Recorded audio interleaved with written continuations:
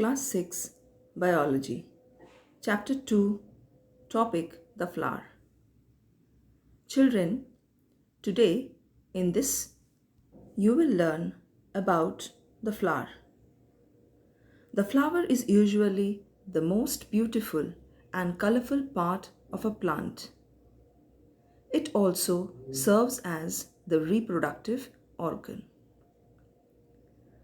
The flower is attached to the shoot by means of a stalk or pedicel. The tip of the stalk is enlarged and is slightly flattened and is known as the thalamus. On this thalamus, the petals and the other floral parts they arise. See this figure. In this figure, the small green part that you see over here is the pedicel. This pedicel attaches the flower to the shoot. On top of the pedicel, this enlarged part and flat part that you see over here is the thalamus. This thalamus holds all the floral whorls on it. If you take a shoe flower or a hibiscus, you will be able to understand it properly. You can take out all the parts of the hibiscus and understand very well. The first part of the flower, that is the first whorl of the flower, is the calyx. What is this calyx? It is the outermost whorl and is made up of tiny green leaf-like structures called sepals. During the bud stage, these sepals enclose the inner parts of the flower to provide necessary protection to the growing bud. So, you take a rosebud. You will be able to understand it very well. Can you see the pedicel over here?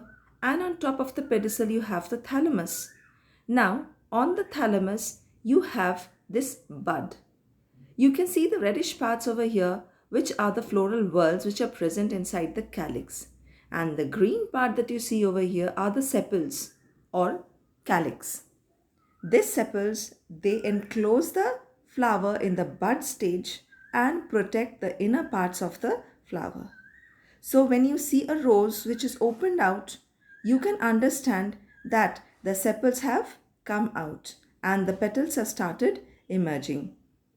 So these sepals are green in color and they can prepare food by the process of photosynthesis.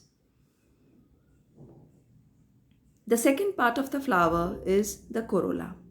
It is the second inner whorl. This corolla consists of the petals. Now the petals of a flower are brightly colored or white in color. The petals make the flower attractive to attract the insects for pollination, and they also have a sweet fragrance. So, the corolla, they have a color. This color attracts the insects so that pollination can occur in the flower. You will learn about pollination in the next video.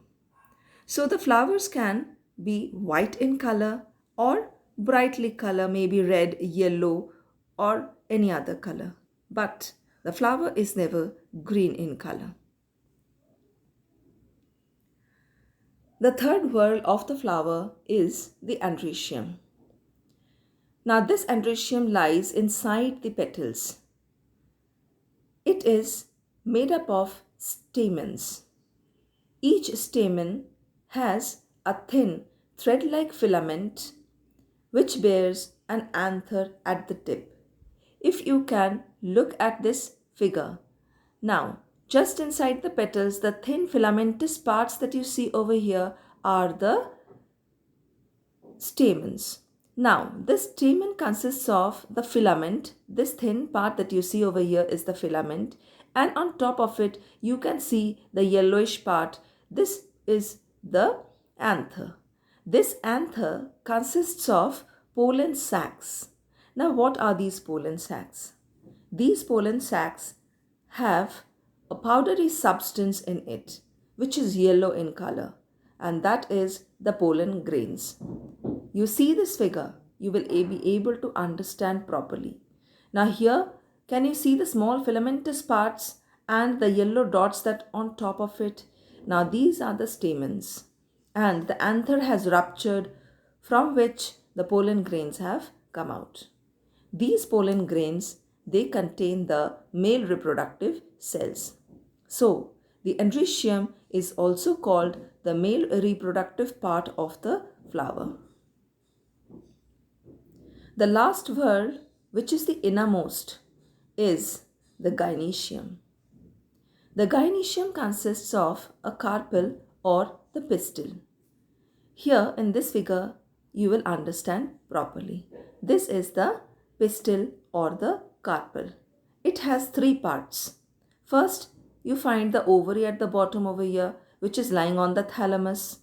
Then you have the style, this tube-like structure, and on top of it you have the stigma.